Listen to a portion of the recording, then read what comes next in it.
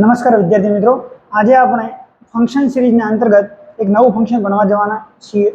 તો આ ફંક્શનનું નામ છે સજેશન, અથવા તો આપણે એને એડવાઇસ આવી રીતે પણ ઓળખી શકીએ. સજેશનને આપણે બીજા નામથી એડવાઇસ તરીકે પણ ઓળખીએ છીએ. શું છે આ સજેશન ને એડવાઇસ ફંક્શન? તો સૌથી પહેલા આપણને આનો અર્થ, આનો મતલબ ખબર હોવો જોઈએ. તો કે સજેશન અથવા તો એડવાઇસનો મતલબ શું? તો કે સજેશનનો અથવા તો એડવાઇસનો મતલબ થાય સલાહ આપવી, અથવા તો સૂચન આપવું, અથવા તો આપણે આમ કહી શકાય કે માર્ગદર્શન આપવું. બરાબર, આ ત્રણ શબ્દોનો આપણે અહીંયા ઉપયોગ કરી શકાય. કોઈને સૂચન આપવું હોય, કોઈને સલાહ આપવી હોય, કોઈને માર્ગદર્શન આપવું હોય, ત્યારે આપણે અંગ્રેજીના અંદર એને સજેશન અથવા તો એડવાઇસ આવા શબ્દોનો ઉપયોગ કરીએ છીએ. તો શું છે આ ફંક્શનમાં એ આપણે જોઈએ. સૌથી પહેલા એને જોઈ લઈએ કે જ્યારે કોઈ વ્યક્તિને કોઈ બાબતની સલાહ કે સૂચન કરવાનું હોય ત્યારે આ ફંક્શનનો ઉપયોગ થાય છે. કોઈ પણ વ્યક્તિને આપણે સલાહ આપવી હોય કે સૂચન આપવું હોય તો આપણે જનરલી આ ફંક્શનનો ઉપયોગ કરીએ છીએ.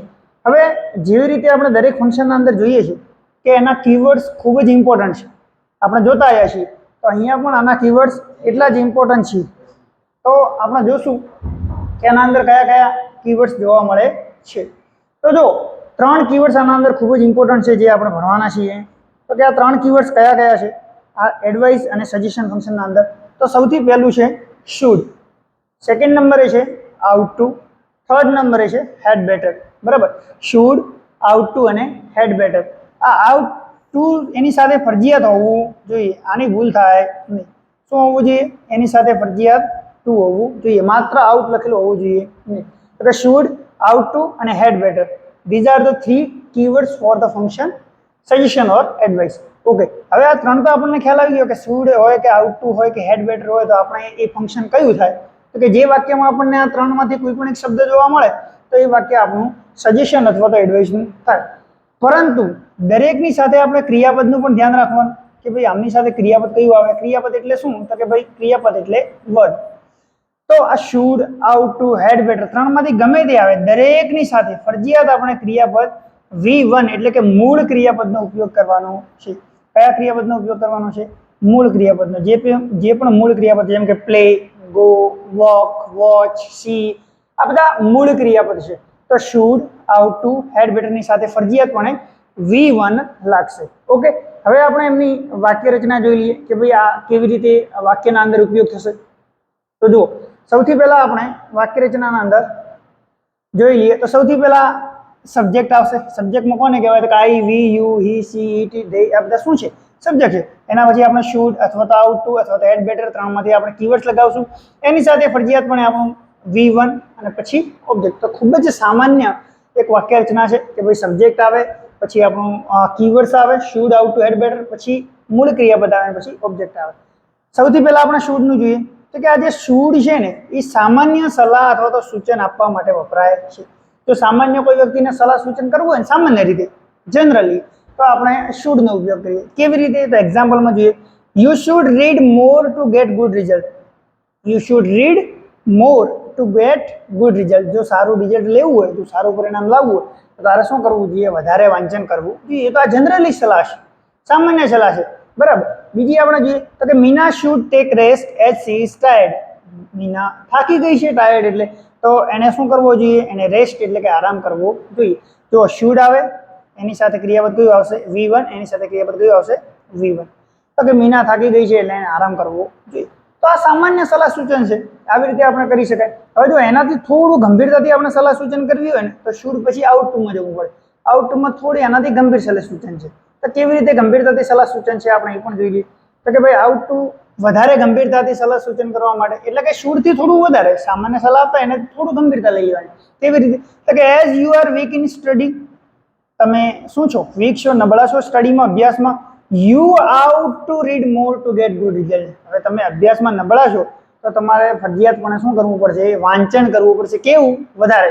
શેના માટે? તો કે two get good result.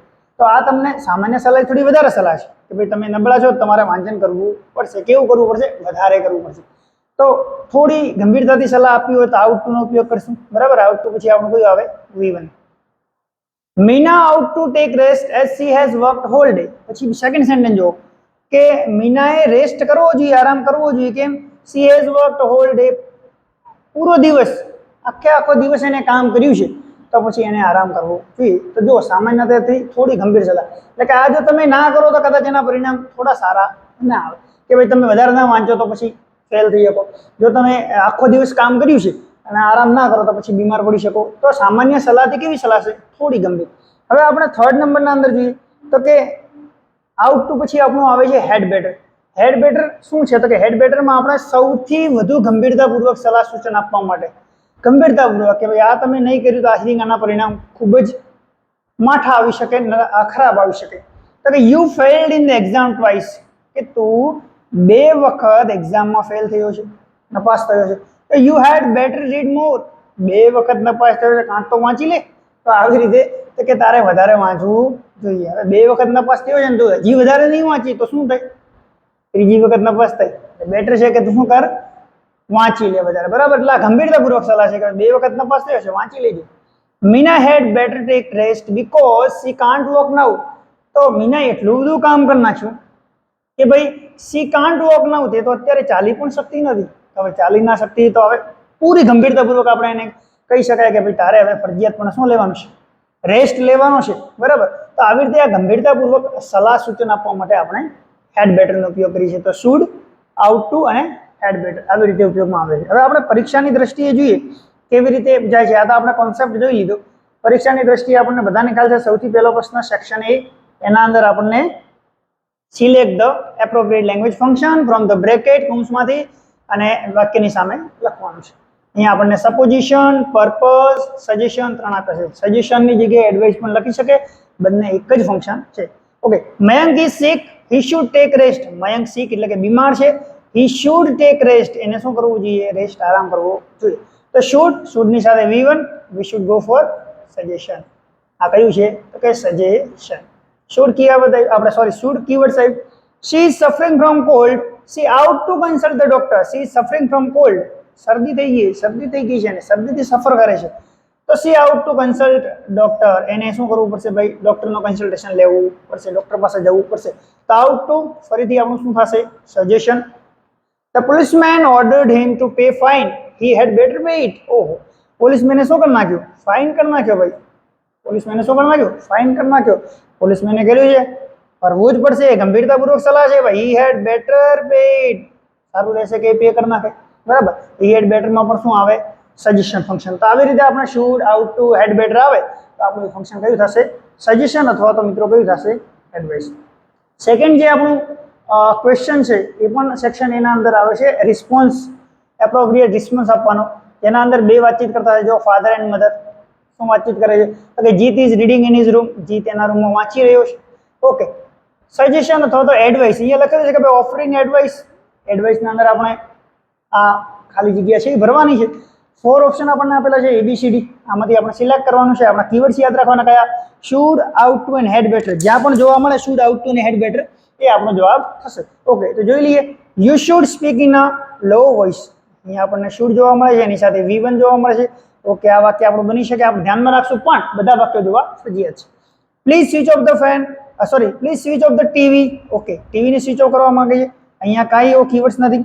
Don't make loud noise, વધારે અવાજ કરશો નહીં. અહીંયા પણ ક્યાંય આપણને should, ought to, had better જોવા નથી મળતું.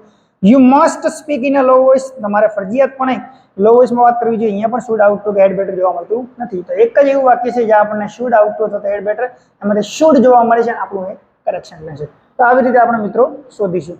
નાઉ લાસ્ટ વન, જે થર્ડ જે આપણી રીત છે એક્ઝામમાં પ્રશ્ન પૂછવાની, એ છે સેક્શન ડી ના અંદર કમ્પ્લીટ ધ સેન્ટેન્સ, વાક્યોને પૂરા કરવાના છે. Choosing correct option. ઓપ્શન છે આપણી પાસે ABCD. કરેક્ટ ઓપ્શન ફંક્શનની મદદથી અહીંયા કયું ફંક્શન આપ્યું છે? Offering advice. એડવાઇસ ઓફર કરી છે. એડવાઇસની અંદર 3 ફરીથી શુડ, આઉટ ટુ અને had better. To improve your spoken skill, તમારે તમારી સ્પોકન સ્કિલ, જે સ્પોકનની સ્કિલ છે, સ્પોકનની બોલવાની સ્કિલ છે એને વધારવી હોય તો શું કરવું જોઈએ? તો કે ભાઈ યુ કેન ટેક રેસ્ટ. ઓહો, આના અંદર તો ક્યાંય should, ought to, had better નથી. You ought to join the spoken English class. Yes, यहाँ पर આઉટ ટુ આપણને જોવા મળે છે, એની સાથે જોઈન V1 જોવા મળે છે. ચલો આપણે એને ધ્યાનમાં રાખશું. યુ મે રીડ ઇંગ્લિશ, ક્યાંય આપણને જોવા મળતું નથી. You should join. ઓકે, અહીંયા આપણને શુડ છે, પરંતુ શુડ પછી તમે જો જોઈન ED લગાવી દીધું. ED આપણે આવે નહીં, આપણે તો કયું આવે? V1. તો આ V1 નથી, એટલે તરત જ આ શું થઈ જાય? ખોટું થઈ જાય. તો તરત જ આપણો જવાબ કયો આવી જશે? B. તો આવી રીતે મિત્રો આપણે આનો જવાબ શોધી શકાય. ફરીથી હું તમને કહું છું, 3 કીવર્ડ્સ યાદ રાખવાના છે. કયા કયા? સૌથી પહેલું should, okay, then ought to, then had better. આ 3 ક્રિયાપદ આપણને જે વાક્યના અંદર જોવા મળે એ વાક્ય આપણું એડવાઇસ અથવા તો સજેશનનું કહેવાશે. આ બંનેમાંથી ગમે તે નામ આપી શકે મિત્રો. અને બીજું શું જોવાનું કે 2-3 વાક્યમાં આપ્યું હોય આમાંથી શુડ આઉટ ટુ, તો પછી આપણે V1 એનું મૂળ ક્રિયાપદ શોધી લેવાનું. જો આમની સાથે એનું મૂળ ક્રિયાપદ આપ્યું હોય ધેન આપણું વાક્ય સજેશન અથવા તો એડવાઇસનું થઈ જશે. તો આ તો મિત્રો આપણું suggestion and advice function. I hope તમને સારી રીતે સમજણ પડી ગઈ છે. નેક્સ્ટ વિડીયોમાં આપણે બીજા ફંક્શન સાથે મળીશું. ત્યાં સુધી ધન્યવાદ.